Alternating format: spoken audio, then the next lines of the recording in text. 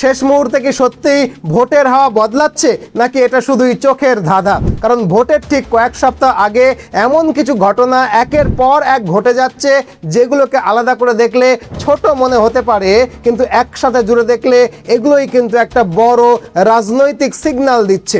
একদিকে ইলেকশন কমিশনের ধারাবাহিক অ্যাকশন, অন্যদিকে হঠাৎ করেই দিল্লিতে ইডির বড় বড় গ্রেফতারি। লক্ষ্মী ভাণ্ডারের 1500 টাকার জায়গায় 3000 টাকা অন্নপূর্ণা ভাণ্ডারের ঘোষণা ঘিরে মহিলা ভোট ব্যাংকের নতুন হিসাব, হিন্দু ভোটের সম্ভাব্য কনসলিডেশন, SIR এর দ্বিমুখী চাপ, আর তার সাথে যুক্ত হয়েছে প্রবল প্রতিষ্ঠান বিরোধী হাওয়া।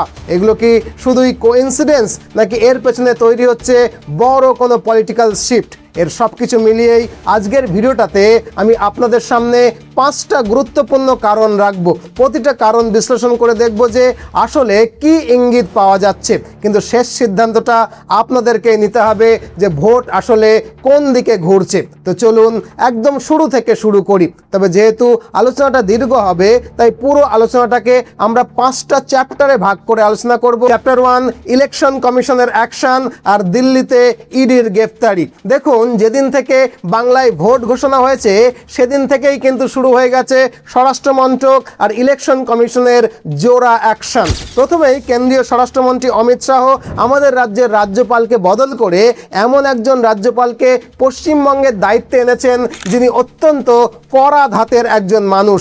তাছাড়া ইলেকশন কমিশন অফ ইন্ডিয়ার নির্দেশে রাজ্যের প্রশাসনে বেশ বড় পরিমাণে গুরুত্বপূর্ণ পদে রদবদল হয়েছে।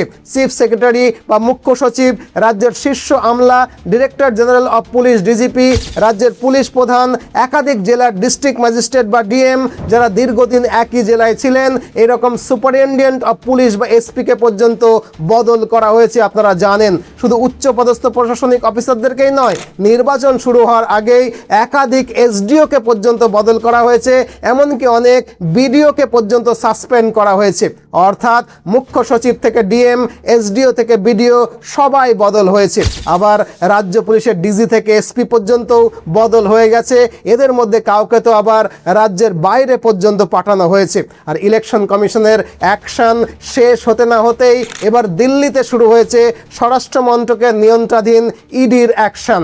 দিল্লিতে আইপ্যাকের অন্যতম পরিচালক এবং সহ প্রতিষ্ঠাতা বিনেশ চান্দ্রলকে ইডি অলরেডি গ্রেপ্তার করেছে। আপনারা জানেন, শুধু বিনেশ চান্দ্রলই নয়, আইপ্যাকের আরেকজন সহ প্রতিষ্ঠাতা ঋষি রাজ সিংয়ের বেঙ্গালুরুর বাড়িতে পর্যন্ত ইডি ইতিমধ্যেই তল্লাশি চালিয়েছে। এর পাশাপাশি মুম্বাইতে প্রাক্তন রাজনৈতিক যোগাযোগের দায়িত্বে থাকা বিজয় নায়ারের বাড়িতেও রেড হয়েছে। মানে বিষয়টা একেবারে স্পষ্ট, একদিক থেকে নয়, একাধিক ফ্রন্ট খুলে চাপ বাড়াচ্ছে ইডি। এখানেই শেষ নয়, প্রতীক জৈনের পরিবারকেও ইডি জিজ্ঞাসাবাদের জন্য ডেকেছে। তার ভাই পুলকিত জৈন এবং স্ত্রী বারবি জৈন দুজনকেই হাওয়ালা মামলার জিজ্ঞাসাবাদের জন্য ডাকা হয়েছে।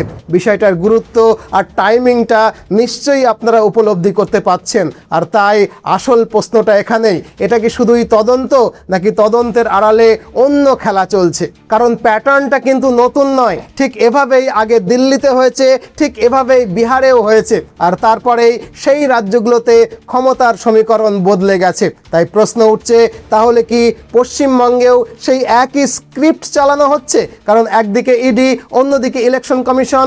ভোটের আগে দুই দিক থেকেই চাপ তৈরি করা হচ্ছে একেবারে ফুল স্কেলে। শুধু তাই নয়, নির্বাচন কমিশন জানিয়েছে এবারের ভোট সামলাতে 2408 কোম্পানি আর্মি পশ্চিমবঙ্গে নামছে।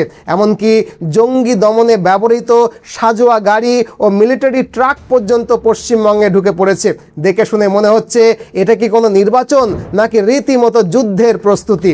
এমনিতেই ভোট গণনার কেন্দ্রের সংখ্যা কমিয়ে 165 করা হয়েছিল, সেটাকেও কেটে এখন সোজা নামিয়ে আনা হয়েছে প্রায় অর্ধেকে, মাত্র 87-তে। মানে পুরো প্রক্রিয়াটাকেই আরও কন্ট্রোলড, আরও টাইট করে ফেলা হচ্ছে। তবে এখানেই শেষ নয়, নির্বাচন কমিশন হুঁশিয়ারি দিয়েছে সামান্য গণ্ডগোল হলেই বুথে পুনর্নির্বাচন হবে, আর গণনা কেন্দ্রে একটু এদিক থেকে ওদিক হলেই পুনর্গণনার নির্দেশ দেবে বলে রেখেছে নির্বাচন কমিশন। সব মিলিয়ে ছবিটা খুবই স্পষ্ট। এটা আর 5টা কোনো সাধারণ ভোটের প্রস্তুতি নয়, এটা পুরো সিস্টেমকে শক্ত করে ধরে রেখে ফলাফল পর্যন্ত নিয়ন্ত্রণে রাখার একেবারে আগাম সেটআপ। মোট কথা হলো নির্বাচন কমিশনের বজ্র আটুনি আর ইডির অ্যাকশন পশ্চিমবঙ্গের এবারের ভোটে এমন সব বন্দোবস্ত করছে যে গ্রাউন্ড লেভেলে শাসকের ভোট মেশিনারি যাতে কোনো রকমভাবেই কাজ করতে না পারে। আশা করি এই পুরো বিষয়টার গুরুত্ব আপনারা উপলব্ধি করতে পারলেন। তো এই হলো প্রথম চ্যাপ্টারের আলোচনা। এই আলোচনা থেকে আপনার কি মনে হয় ভোটের হাওয়া কোন দিকে ঘুরছে? ভিডিওটাকে পজ করে এক্ষুনি কমেন্টে 1 লিখে তার পাশে আপনার কমেন্টটা লিখে ফেলুন। এবার আসি আজকের আলোচনার দ্বিতীয় চ্যাপ্টারে। চ্যাপ্টার 2, কোন দিকে ঘুরছে মহিলা ভোট। দেখুন, পশ্চিমবঙ্গের রাজনীতিতে তৃণমূল একটা সরল হিসেব কষে। 30% সংখ্যালঘু ভোট আর বাকি 70% হিন্দু ভোটের অর্ধেক মহিলা ভোট, মানে 35%। দুটো মিলিয়ে 35 + 35 70%। এই 70% ভোটকে টার্গেট করে তৃণমূল কংগ্রেস বারবার পশ্চিমবঙ্গের ক্ষমতায় আসতে চায়। এখন সংখ্যালঘু ভোটের জন্য তিনি কি করেন সেই আলোচনাটা পরে করছি, কিন্তু রাজ্যের মহিলা ভোটকে টার্গেট করে তিনি নানান ধরনের সামাজিক প্রকল্পকে সামনে রাখেন। আর এদের মধ্যে সবচেয়ে জনপ্রিয় প্রকল্পটা হলো লক্ষ্মীর ভাণ্ডার। আপনারা জানেন, আমরা জানি মাসে 1,500 করে টাকা প্রতি মাসে প্রতিটা মহিলার অ্যাকাউন্টে ঢোকে। আর এই ডিরেক্ট মানি ট্রান্সফারই হলো বাংলার ভোটে মমতা বন্দ্যোপাধ্যায়ের সবচেয়ে বড় মাস্টার স্ট্রোক। কারণ পশ্চিমবঙ্গের ইতিহাসে এই রকম ডিরেক্ট মানি ট্রান্সফার আর কখনো কেউ করেননি। তাছাড়া এটাও তো অস্বীকার করার কোনো উপায় নেই যে মহিলারা এই টাকার ওপরে অনেকখানি নির্ভরশীল এবং ভীষণ খুশিও বটে। তাই পশ্চিমবঙ্গের মহিলা ভোটের সিংহভাগটাই মমতা বন্দ্যোপাধ্যায়ের দিকে যায় এবং যাওয়ারই কথা। আর তাই এই বিষয়টাকে মাথায় রেখেই বিজেপি তাদের ভোট সংকল্পপত্রে মহিলাদের জন্য মাসে 3,000 টাকা দেওয়ার প্রতিশ্রুতি দিয়েছে। অমিত শাহ নিজে বলেছেন যে ক্ষমতায় এলেই লক্ষ্মীর ভাণ্ডারের 1,500 টাকা বাড়িয়ে তারা 3,000 টাকা করবে। তাছাড়া মহিলাদের বাসের ভাড়া ফ্রি করবেন এবং বছরে নির্দিষ্ট সংখ্যক ফ্রি এলপিজি সিলিন্ডার দেওয়া হবে এবং সেলফ হেল্প গ্রুপগুলোতে সুদ ছাড়া ঋণ প্রকল্পের ব্যবস্থাও চালু করা হবে। এরকম আরও বেশ কয়েকটা নারীমুখী প্রকল্পের কথা ঘোষণা করা হয়েছে বিজেপির পক্ষ থেকে। আর অমিত শাহের এই ঘোষণার পরেই রাজ্য রাজনীতিতে রীতিমতো নড়াচড়া পড়ে গেছে এবং তৃণমূল কংগ্রেস, বিশেষ করে অভিষেক ব্যানার্জি বিষয়টাকে কাউন্টার করবার জন্য সাংবাদিক সম্মেলন পর্যন্ত করেছেন। তবে যদিও অমিত শাহের এই ঘোষণার পর প্রথম বাংলার মেয়েরা এটাকে ঠিকঠাক বিশ্বাস করছিল না, কিন্তু তারপর থেকে শুভেন্দু অধিকারী সহ স্থানীয় নেতারা যেভাবে প্রতিদিন তাদের ভাষণে, টেলিভিশনে, ইউটিউবে, সোশ্যাল মিডিয়ায় এই 3,000 টাকার কথাটা বারবার বলে যাচ্ছে, তাতে মনে হচ্ছে বাংলার মেয়েরা হয়তো এটাকে বিশ্বাস করতে শুরু করেছে। এমনকি এটাকে বিশ্বাসযোগ্য করতে কেন্দ্রীয় নেতৃত্ব স্মৃতি ইরানি গতকাল বেশ কয়েকজন মহিলার হাতে প্রতীকীভাবে 3,000 টাকার চেকও তুলে দিয়েছেন। আর তারপর থেকেই বাংলার রাজনীতিতে মহিলা ভোটের শিফট নিয়ে নতুন করে চর্চা শুরু হয়ে গেছে। প্রশ্ন উঠছে, বিজেপির এই ঘোষণায় তৃণমূলের মহিলা ভোটের অঙ্কটা কি তাহলে উল্টে যাবে? তাহলে কি মহিলা ভোটের একটা বড় অংশ শিফট হতে পারে? এতক্ষণের বিশ্লেষণ দেখে আপনার কি উপলব্ধি হলো? আপনার কি মনে হয়? ভিডিওটাকে পজ করে কমেন্ট বক্সে 2 লিখে তার পাশে এখনই কমেন্ট করে আপনার মতামত লিখে ফেলুন। এবার আসি আজকের আলোচনার তৃতীয় চ্যাপ্টারে, যেটা হলো পশ্চিমবঙ্গের হিন্দু ভোট কতখানি এককাট্টা হতে পেরেছে। এই আলোচনাটা আজকের ভিডিওর সবচেয়ে গুরুত্বপূর্ণ আলোচনা হতে যাচ্ছে, যেখানে আমরা সন্দেশখালির সেই ঘটনা, মুর্শিদাবাদের ঘটনা এগুলোকে উল্লেখ করব। শুধু তাই নয়, বাম মানসিকতা সম্পন্ন পশ্চিমবঙ্গের বিখ্যাত ডাক্তার নারায়ণ ব্যানার্জির বিজেপির পক্ষে কথা বলার বিষয়টাকেও উল্লেখ করব। তবে তার আগে একটা 2 মিনিটের বিরতি নেব। এই বিরতিতে আমরা আমাদের প্রতিষ্ঠান মিশন MBBS কলকাতা সম্পর্কে কিছু কথা বলবো।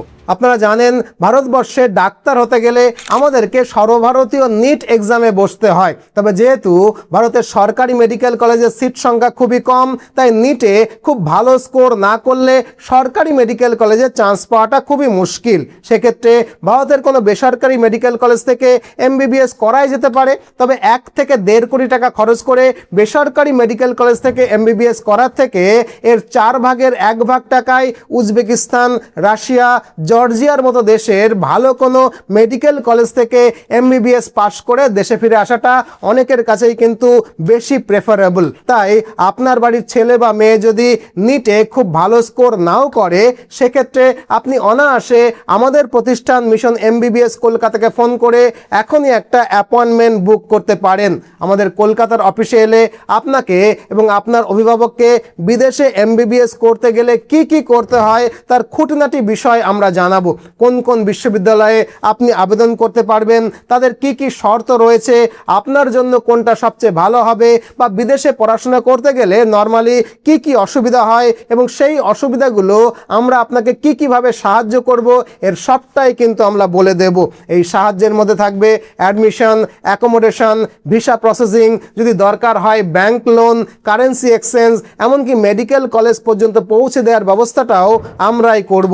এখানেই শেষ নয়, বিদেশের প্রতিটা মেডিকেল কলেজে আমাদের নিজস্ব অফিস রয়েছে। তাই পড়াশোনা চলাকালীন বা হোস্টেলে থাকাকালীন সময়ে যে কোনো সমস্যায় আমরাই কিন্তু আপনাদের পাশে থাকব। এক কথায়, বিদেশ থেকে এমবিবিএস করার ক্ষেত্রে যা যা সাপোর্ট লাগে তার সব কিছুই আমরা মিশন এমবিবিএস কলকাতা আপনাকে প্রোভাইড করব।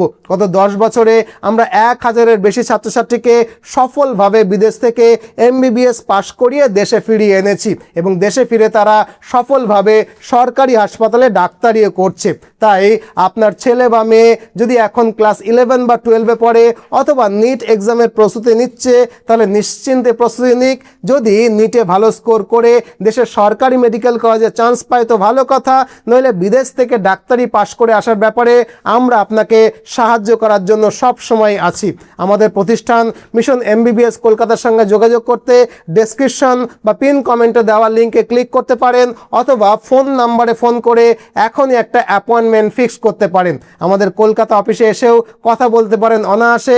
কলকাতার অফিসে এলে আপনার সঙ্গে আমার দেখা হবে। তো এবার চলুন মূল আলোচনায় ফিরি। চ্যাপ্টার 3, হিন্দু ভোট কি এক কাট্টা? দেখুন, পশ্চিমবঙ্গের হিন্দু ভোট মূলত 3টি ভাগে বিভক্ত।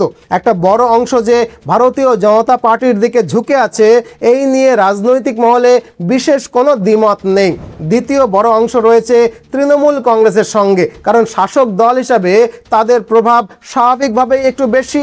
আর তুলনামূলক একটা ছোট অংশ এখনও বামপন্থী দলগুলোর সঙ্গে রয়েছে। তবে নির্বাচনের আগে এখন সবচেয়ে গুরুত্বপূর্ণ প্রশ্ন হলো এই হিন্দু ভোটের ভারসাম্য শেষ পর্যন্ত কোন দিকে ঝুঁকে যাবে। কারণ পশ্চিমবঙ্গের হিন্দু ভোটের সুইংই কিন্তু শেষ পর্যন্ত ভোটের ফলাফলকে নির্ধারণ করবে। তাই প্রশ্ন হলো কোন দিকে রয়েছে হিন্দু ভোট। প্রথমত আমরা বামপন্থীদের কথা বলি চলুন। একসময় হিন্দু ভোটের একটা বড় অংশের ওপরে বামেদের শক্ত ভিত্তি ছিল, কিন্তু সময়ের সঙ্গে সঙ্গে সেই ভিত্তি ক্রমশ দুর্বল হয়েছে।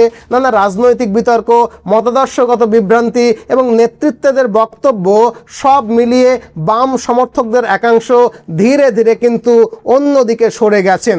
এখন অবস্থা এমন দেখা যাচ্ছে যেখানে বামপন্থী ঘরানার মানুষ কেউ প্রকাশ্যে বিজেপিকে সমর্থন করছে, আবার কেউ তৃণমূলের দিকে ঝুঁকে পড়ছে। কয়েকটা উদাহরণ দিলে বিষয়টা আপনি আরো ভালো করে বুঝবেন। যেমন প্রয়াত ক্ষিতি গোস্বামীর কন্যা কস্তুরী গোস্বামী সম্প্রতি বিজেপিতে যোগ দিয়েছেন। আবার অন্যদিকে সিপিএমের একজন নেতা প্রতিকুর রহমান তৃণমূল কংগ্রেসে যোগ দিয়েছেন সম্প্রতি, আপনারা জানেন। আবার 2016 বিধানসভা ভোটে বামপন্থীদের ভোট যেখানে ছিল 26 থেকে 27%, সেখানে 2019-এর লোকসভা ভোটে সেটা নেমে আসে 7 থেকে 8%। এভাবে 2021-এর বিধানসভায় আরও কমে দাঁড়ায় 5 থেকে 6%, আর 2024-এ আরও কমে সেটা দাঁড়ায় 3 থেকে 4%। অর্থাৎ এই ঘটনা, এই পরিসংখ্যান স্পষ্টভাবে দেখায় যে বাম শিবির থেকে নেতা, ভোট এবং সমর্থন ক্রমশই কিন্তু সরে যাচ্ছে। তবে শুধু রাজনৈতিক নেতা বা ভোট নয়, বামপন্থী সংগঠনের যেটা একেবারে মূল ভিত্তি, সেই বুদ্ধিজীবী মহলেও এই পরিবর্তনটা লক্ষ্য করা যাচ্ছে। যেমন চিকিৎসক নারায়ণ ব্যানার্জি, যিনি আগে বাম মতাদর্শের ঘনিষ্ঠ বলে পরিচিত ছিলেন, এখন তিনি প্রকাশ্যে বিজেপির বিভিন্ন কার্যক্রমকে সমর্থন করছেন। নারায়ণ ব্যানার্জির মতো একজন ইন্টেলেকচুয়াল ব্যক্তি যখন ফেসবুকে পোস্ট করে বলেন যে এখন পরিবর্তিত হলে আমাকে সাম্প্রদায়িক বলা হবে, কিন্তু আরও দেরি করে পরিবর্তিত হলে আমাদেরকে উদ্বাস্তু হতে হবে, তখন এর থেকেই পরিষ্কার বোঝা যাচ্ছে যে পশ্চিমবঙ্গের হিন্দু ভোট বামেদের থেকে দূরে সরে যাচ্ছে। আশা করি বিষয়টাকে আপনাদেরকে পরিষ্কারভাবে বোঝাতে পারলাম। এবার আসি তৃণমূল কংগ্রেসের দিকে। রাজ্যের শাসক দল হিসেবে তাদের সঙ্গে হিন্দু ভোটের একটা বড় ভোট ব্যাংক থাকবে, এটাই স্বাভাবিক। পাশাপাশি হিন্দু ভোটকে ধরে রাখার জন্যও কিন্তু টিএমসি একাধিক পদক্ষেপ নিয়েছে। যেমন মমতা বন্দ্যোপাধ্যায়ের উদ্যোগে দীঘায় জগন্নাথ মন্দির নির্মাণ, কলকাতায় দুর্গাঙ্গনের শিলান্যাস করা, উত্তরবঙ্গে মহাকাল মন্দির নির্মাণের প্রস্তাব, এর সবই হিন্দু ভোটকে প্রভাবিত করবার জন্য টিএমসির করা পদক্ষেপ। সবশেষে আসি বিজেপির কথায়। এবারে নির্বাচনে তাদের প্রধান লক্ষ্যই হচ্ছে হিন্দু ভোটকে সর্বাত্মকভাবে নিজেদের পক্ষে আনা, আর তাই শুরু থেকে শেষ পর্যন্ত বিজেপি সহ পশ্চিমবঙ্গের হিন্দু সংগঠনগুলো একের পর এক পদক্ষেপ নিয়ে গেছে। প্রথমত, রাম মন্দির প্রতিষ্ঠার আগে রাম মন্দির নির্মাণের জন্য চাঁদা বা নিধি সংগ্রহের সময় সারা পশ্চিমবঙ্গ জুড়ে সাড়া ফেলতে সক্ষম হয়েছিল হিন্দু সংগঠনগুলো। এরপরে রাম মন্দিরের প্রতিষ্ঠা হলে সারা ভারত জুড়ে হিন্দুত্বের যে ঢেউ ওঠে, সেই ঢেউ পশ্চিমবঙ্গের বুকেও আশ্রে পড়েছিল এবং শেষে রাম মন্দিরের প্রসাদ ছোট ছোট প্যাকেট করে পশ্চিমবঙ্গের প্রতিটা ঘরে পৌঁছে দিয়েছিল পশ্চিমবঙ্গের হিন্দু সংগঠনগুলো। এভাবে রাম মন্দিরকে ঘিরে পশ্চিমবঙ্গে যে প্রবল হিন্দু জাগরণ হয়েছিল, এ কথা অস্বীকার করার কোনো উপায় নেই। এরপরে পশ্চিমবঙ্গে 10 লক্ষ কণ্ঠে গীতা পাঠ এবং তার অনুষঙ্গ হিসাবে জেলায় জেলায় এমনকি খণ্ডে খণ্ডে গীতা পাঠের যে আয়োজন চলে, তাতেও হিন্দু জাগরণ তুঙ্গে উঠেছিল। এবং শেষত ভোটের আগে পশ্চিমবঙ্গের প্রতিটা ব্লকে হাজার হাজার হিন্দু ধর্ম সম্মেলনের মাধ্যমে হিন্দু জাগরণের প্রয়াস ছিল কিন্তু চোখে পড়ার মতো। অন্যদিকে সন্দেশখালীর ঘটনায় যেভাবে হিন্দু রমণীদের রাতের বেলায় পিঠে তৈরির নাম করে পার্টি অফিসে ডাকা হতো, বছরের পর বছর হিন্দু নারীদের ওপরে যে নির্যাতন চলতো, সেগুলোও কিন্তু ঘুমন্ত হিন্দুকে জাগিয়ে তুলেছে। শুধু তাই নয়, মুর্শিদাবাদ থেকে নদী পেরিয়ে নিজের দেশে নিজের মাটি থেকে উদ্বাস্তু হয়ে যেভাবে হিন্দু পরিবারগুলো অন্য জেলায় এসে আশ্রয় নিতে বাধ্য হয়েছিল, সোশ্যাল মিডিয়ায় সেই প্রচারও কিন্তু হিন্দু ভোট এককাট্টা হয়ে উঠেছে। তাছাড়া রামনবমীর ঘটনা থেকে শুরু করে ছোটোখাটো প্রতিটা ঘটনা যেভাবে সোশ্যাল মিডিয়ায় উঠে এসেছে, আর সোশ্যাল মিডিয়ায় সাধারণ হিন্দুরা যেভাবে তাতে প্রতিক্রিয়া করেছে, তাতে হিন্দু ভোট শঙ্কিত হয়েছে, হিন্দু ভোট ভয় পেয়েছে এবং তারা বিজেপির পক্ষে এককাট্টা হয়েছে। ফলে এর সব কিছু মাথায় রেখে অনেক রাজনৈতিক বিশ্লেষক বলছেন এইবারের ভোটে হিন্দু মুসলিমের মধ্যে একটা ক্লিয়ার পোলারাইজেশন দেখা দিতে পারে, আর সেটা যদি হয় তাহলে ভোটের ইকুয়েশনটা কিন্তু সম্পূর্ণভাবে বদলে যেতে পারে। আশা করি বিষয়টাকে আপনাদেরকে বুঝিয়ে বলতে পারলাম। এখন আপনাদের কাছে আমার প্রশ্ন, আপনার কি মত? হিন্দু ভোট কোন দিকে যাচ্ছে বলে আপনি মনে করেন? ভিডিওটাকে পজ করে কমেন্ট বক্সে 3 লিখে পাশে কমেন্ট করে জানান যে কোন দিকে যাচ্ছে Hindu vote. Chapter 4 SIR effect 2026 বিধানসভা নির্বাচনে তার সম্ভাব্য প্রভাব। যদিও এই বিষয়টার ওপরে আমি আস্ত একটা ভিডিও বানিয়েছি, যারা ওই ভিডিওটা দেখেছেন তারা এই অংশটাকে একটু টেনে দেখতে পারেন, আর যারা দেখেননি তাদের জন্য একটা সংক্ষিপ্ত আলোচনা। দেখুন, 2026 সালের বিধানসভা ভোটের আগে SIR প্রক্রিয়ায় 91 লক্ষ ভোটারের নাম বাদ গেছে, আপনারা জানেন। এর আগের ভিডিওতে আমি আলোচনা করেছি যে 2021 সালের বিধানসভা নির্বাচনে টিএমসি এবং বিজেপির মধ্যে ভোটের ব্যবধান ছিল প্রায় 60 লক্ষ, আর 2024 সালের গত লোকসভা নির্বাচনে সেই ব্যবধান কমে দাঁড়ায় প্রায় 42 লক্ষে। অর্থাৎ পরপর দুটো নির্বাচনে এমনিতেই টিএমসিকে ভোটের ব্যবধানে কমিয়ে বিজেপি ভোটটা কিন্তু বাড়িয়ে নিয়েছে। আর শেষ ভোটে যেখানে ব্যবধান ছিল 42 লাখ, সেখানে SIR এ 91 লক্ষ ভোটার বাদ গেছে।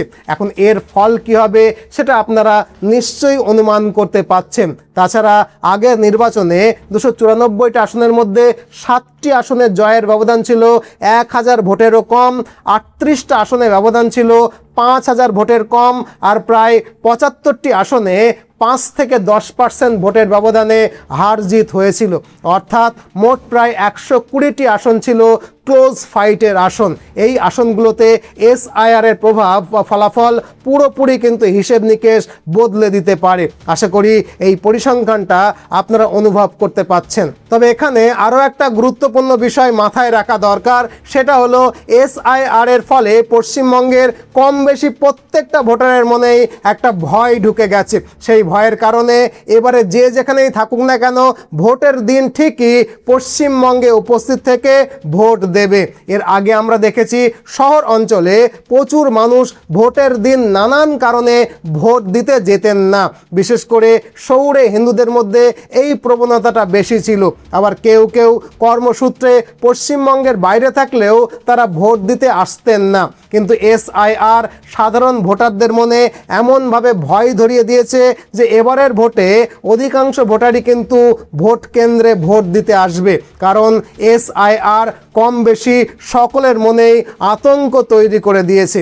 এখন পশ্চিমবঙ্গে মুসলিম অধ্যুষিত এলাকাগুলোতে সাধারণত 80 থেকে 85%, কোথাও কোথাও 90% ভোট পড়ে। অন্যদিকে হিন্দু সংখ্যাগরিষ্ঠ এবং শহরাঞ্চলে ভোটের হার তুলনামূলকভাবে কম, 60 থেকে 65, কখনো কখনো বেশি হলে 70% ভোট পড়ে।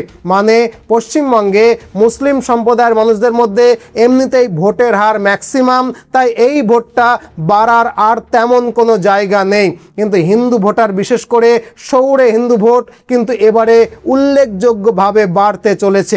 এখন এর ফল কোন দিকে যাবে সেটা আমি বলছি না, আপনাদেরকেই একটু আন্দাজ করে নিতে হবে। তো এই তো গেল আমাদের চতুর্থ চ্যাপ্টারের আলোচনা।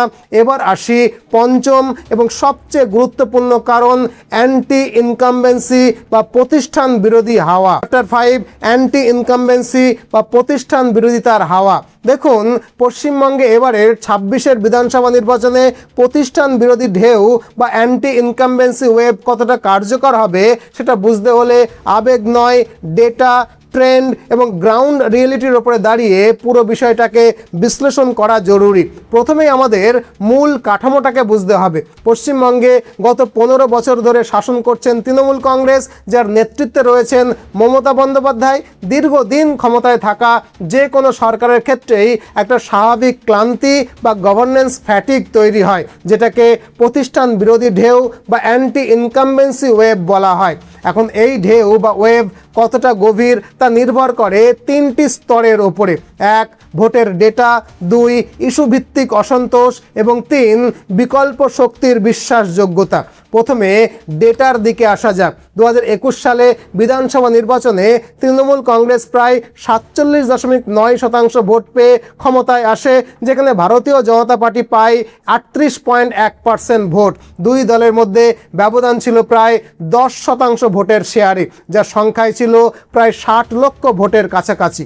কিন্তু 2024 সালে লোকসভার নির্বাচনে এই ব্যবধানটা কমে আসে। তৃণমূল পায় আনুমানিক 45 থেকে 46% ভোট, আর বিজেপি সেবার পায় 40 থেকে 41% ভোট। ব্যবধান নেমে আসে প্রায় 4 থেকে 5%-এ, সংখ্যাটা যেখানে 42 লক্ষ ভোটের মতো। এই দুই নির্বাচনের তুলনা করলে একটা স্পষ্ট ট্রেন্ড দেখতে পাওয়া যায় যে রুলিং পার্টির ভোট শেয়ার স্থির থাকলেও অপোজিশনের ভোট কনসলিডেশন কিন্তু বেড়েছে। অর্থাৎ সরাসরি অ্যান্টি ইনকামবেন্সি না হলেও কম্পিটিটিভ প্রেশার কিন্তু স্পষ্টভাবে বৃদ্ধি পেয়েছে। কিন্তু প্রশ্ন হলো, ভোট সুইং তৈরি হওয়ার মতো গ্রাউন্ড কন্ডিশন কি সত্যি সত্যিই পশ্চিমবঙ্গে তৈরি হয়েছে? দেখুন, 3টে কারণ এখানে আমি উল্লেখ করব। প্রথমত, গত কয়েক বছরে পশ্চিমবঙ্গে একাধিক দুর্নীতির ইস্যু সামনে এসেছে, বিশেষ করে শিক্ষক নিয়োগ কেলেঙ্কারি মানে এসএসসি স্ক্যাম, যা সরাসরি মধ্যবিত্ত এবং শিক্ষিত ভোটারদেরকে প্রভাবিত করেছে। দ্বিতীয়ত, সন্দেশখালী ইস্যুর মতো ঘটনা মিডিয়া এবং সোশ্যাল মিডিয়ায় ব্যাপক আলোড়ন সৃষ্টি করেছিল। তাছাড়া মুর্শিদাবাদ থেকে ব্যাপক সংখ্যক হিন্দু নিজেদের ভিটে মাটি ছেড়ে যখন অন্য জেলায় আশ্রয় নিতে বাধ্য হয়েছিল, সেটা নিয়েও কিন্তু সোশ্যাল মিডিয়ায় কম হইচই হয়নি। একইভাবে আরজি করের ঘটনা যেভাবে গোটা বাংলাকে উত্তাল করেছিল, সেই রকম উত্তাল অবস্থা পশ্চিমবঙ্গ কিন্তু নিকট অতীতে আগে কখনো দেখেনি। পশ্চিমবঙ্গে ঘটা পরপর এই ঘটনাগুলো কিন্তু পশ্চিমবঙ্গের ভোটার সেন্টিমেন্টে বড় সড়ো প্রভাব ফেলতে পারে। তৃতীয়ত, পরিযায়ী শ্রমিকরা ভীষণভাবে ক্ষেপে আছেন মমতা বন্দ্যোপাধ্যায়ের ওপরে। হাজার হাজার পরিযায়ী শ্রমিক ট্রেনে করে, বাসে করে ঝুলতে ঝুলতে রাজ্যে ফিরছে শুধুমাত্র ভোট দেওয়ার জন্য। কি হিন্দু কি মুসলিম সকলেই বলছে এবারে ফিরে আর যাই হোক, তৃণমূলকে তারা একটা ভোটও দেবে না। এই ভিডিওগুলো সোশ্যাল মিডিয়াতে রীতিমতো ভাইরাল হচ্ছে। এর থেকে বোঝা যাচ্ছে পশ্চিমবঙ্গে প্রতিষ্ঠান বিরোধী হাওয়া কতখানি তীব্র। এরকম আরও অনেক কারণ রয়েছে যার ফলে পশ্চিমবঙ্গের একটা বড় অংশের মানুষ শাসকের ওপরে ক্ষেপে আছে। এভাবে যখন কোনো দেশে বা কোনো রাজ্যে এই রকম প্রতিষ্ঠান বিরোধিতা তৈরি হয়, তখন সেই ভোটগুলো বিরোধী দলের দিকে শিফট করে, এটাই স্বাভাবিক। এখন কেউ প্রশ্ন তুলতেই পারে যে এই প্রতিষ্ঠান বিরোধী ভোট বিজেপি এবং বামফ্রন্টের মধ্যে তো ভাগাভাগি হয়ে যাওয়ার কথা, কিন্তু ভারতীয় জনতা পার্টি গত এক দশকে পশ্চিমবঙ্গে নিজেদেরকে একটা শক্তিশালী বিকল্প হিসাবে প্রতিষ্ঠা করেছে। 2016 সালে যেখানে তাদের ভোট শেয়ার ছিল মাত্র 10%, 2021-এ তা বেড়ে 38% হয়। এই ধরনের এক্সপোনেনশিয়াল রাইজ সাধারণত অ্যান্টি ইনকামবেন্সি ওয়েভ ছাড়া কখনোই সম্ভব নয়। যদিও 2024 লোকসভা নির্বাচনে বিজেপি সেই মোমেন্টাম পুরোপুরি বাড়াতে পারেনি, ভোট শেয়ার মোটামুটি একই রকম ছিল, তবে পশ্চিমবঙ্গের এই প্রতিষ্ঠান বিরোধী ভোট বিজেপির পক্ষে যাওয়ার সম্ভাবনাই কিন্তু প্রবল। আশা করি এই পয়েন্টটাও আপনাদেরকে পরিষ্কারভাবে বুঝিয়ে দিতে পারলাম। এখন এই 5টা কারণকে একসাথে দেখলে একটা প্যাটার্ন বোঝা যায় বটে, কিন্তু ফাইনাল আনসার এখনও স্পষ্ট নয়। তাই আপনাদের কাছে আমার প্রশ্ন, এই সবকটা ইঙ্গিত কি সত্যিই ভোটকে একদিকে নিয়ে যাচ্ছে, নাকি গ্রাউন্ড রিয়েলিটি সম্পূর্ণই আলাদা? আপনাদের সুচিন্তিত মতামত কমেন্ট বক্সে কমেন্ট করে জানাতে ভুলবেন না। কিন্তু আপনাদের প্রত্যেকের কমেন্ট পড়ার আমি নিজে অপেক্ষায় রইলাম। আর হ্যাঁ, যেটা বলছিলাম, আমাদের একটা প্রতিষ্ঠান রয়েছে মিশন MBBS কলকাতা, যারা বিদেশ থেকে ডাক্তারি পড়িয়ে আনতে সহায়তা করে। আপনি যদি আপনার বাড়ির কোনো ছেলে বা মেয়েকে বিদেশ থেকে ডাক্তারি পড়িয়ে আনতে চান, তাহলে ডেসক্রিপশনে বা পিন কমেন্টে দেওয়া ফোন নাম্বারে যোগাযোগ করে আমার সঙ্গে একটা অ্যাপয়েন্টমেন্ট ফিক্স করতে পারেন। আমাদের কলকাতার অফিসে এলে আপনার সঙ্গে নিশ্চয়ই আমার দেখা হবে। আজ এ পর্যন্তই। ভিডিওটা ছাড়ার আগে ভিডিওটাকে অবশ্যই লাইক করে দিন। নতুন হলে চ্যানেলটাকে সাবস্ক্রাইব করে নিতে ভুলবেন না। নতুন ভিডিও নিয়ে আবারও দেখা হবে। ততদিনে ভালো থাকবেন, সুস্থ থাকবেন, সদা সর্বদা ভারতের পক্ষে থাকবেন। জয় হিন্দ, জয় ভারত।